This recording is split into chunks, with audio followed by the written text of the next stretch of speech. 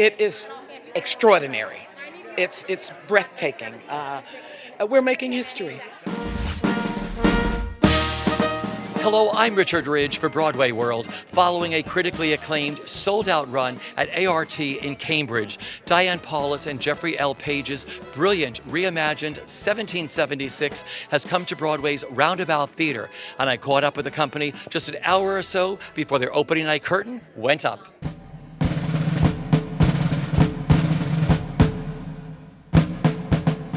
I feel like my little heart's gonna explode. I feel great. Adrenaline is pumping. You hear me? It is pumping. But I'm so excited to have gone through that process, and now I can say I'm on the other side of it now. It's very exciting. Oh, I feel incredible. This has been such a long journey to get here, and to be with this group of people who've become my family to tell this story is just, it's incredible. Pinching myself. I am in a deep state of gratitude. This has been on hold for 2 to 2.5 years, so the opportunity to be here in person, performing for a live audience in such a provocative show, a meaningful show, it means the world to me. So gratitude is my deepest emotion. It's crazy. After 25 years of regional theater, being on the road, and just continuing to keep the faith, and just journeyman working performers, you know, and if it came, it came. If it didn't, I wasn't going to stop. So I'm to be actually here is pretty damn good. I was the new member of the company. I joined for the Broadway, production. I did not get to do it at Cambridge, but this company is so exciting, so young and eager. 15 Broadway debuts, and they just bring such energy to the piece, and that is contagious. This is an extraordinary moment in our country and in our history.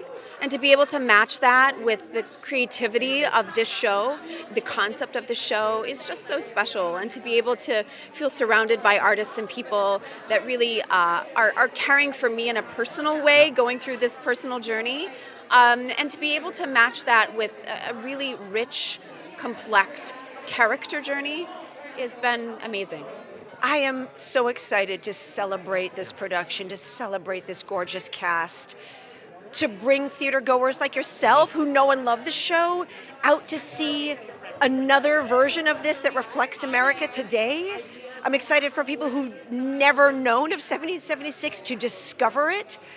And I'm really, really proud. I'm proud of our journey. We've been waiting to do this since 2019. We survived the challenges of this ongoing pandemic, and here we are, opening night. Working with Diane Paulus has been extremely special. Working with this cast, this is a cast of course, gender non-binary folks, trans folks, women folks, black folks, white folks, folks of all of the spectrum, activists, researchers, thought leaders, and that has made it challenging and rigorous and absolutely special. One, having the opportunity to work with Diane Paulus and Jeffrey Page has just been an absolute honor. Getting to know and getting to learn from this incredible cast of wonderful and talented humans. And then also not only being able to portray Roger Sherman, one of our founding fathers, but also being able to represent my tribe, my heritage, and indigenous people everywhere.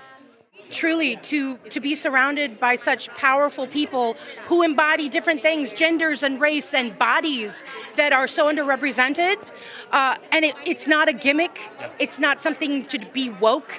It's just allowing the people that we are to play characters, and you can see them in a different way. That's so incredible to me, and it makes me happy every day. Oh my gosh, it was brilliance, it was confusion, it lit a fire under you, frustrated you, because that combination, that soup, is really about trying to create the best work possible. And so what you have to pull from as an artist means that there are hard days and then really, really rewarding days. So I so respect Diane and Jeffrey and this process and the intention and what they're attempting to do, which is not just about having a diverse cast playing roles that men play, but really about attempting to shift the gaze of the way we look at and experience history through these 2022 bodies. And that's not an easy task. So it runs the spectrum of emotion, but I'm very grateful that my artistry has improved because of it, because of the opportunity. I've really had an interesting journey as an artist, trying to connect with him in a way that normally doesn't happen in theater or TV or film, because usually you drop who you are to be this person. And in Diane Paulus and Jeffrey Page's iteration, revival, we are ourselves when we walk on that stage. I am a heightened version of Gisela Adisa, and I'm bringing everything that I have known in my years on this earth to that character and to that perspective.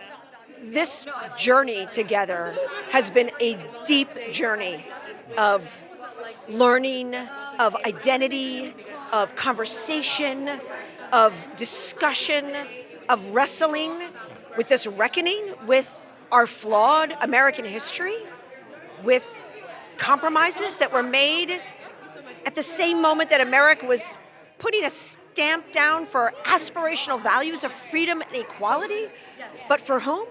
Every single person who's on that stage would not have been allowed to step foot into Independence Hall and have a voice in the founding of this country.